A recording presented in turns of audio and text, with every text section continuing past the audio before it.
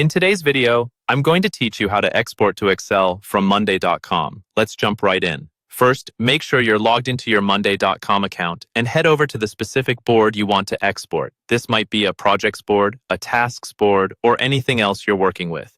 Take a second to confirm you're on the correct board because whatever you see there is what will be included in your Excel file. Once you're on the right board, move your attention to the top right corner of the screen.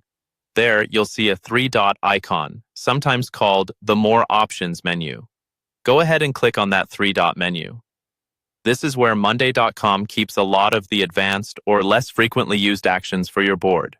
When the menu opens, look for the option labeled More Actions. Hover over it or click it depending on your interface, and you'll see a list of additional features.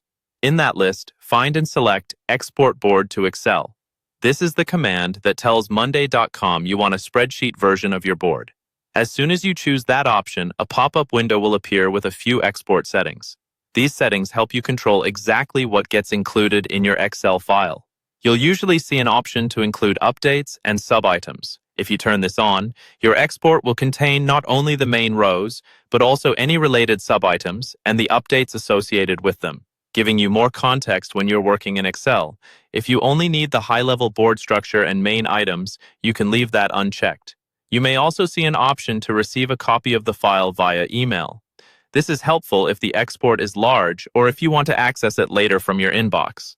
Toggle this on if that's useful for you. Otherwise, you can leave it off and just rely on the direct download. Once your settings look the way you want, go ahead and click the Export button in the pop-up. Monday.com will generate the Excel file based on your board's current data.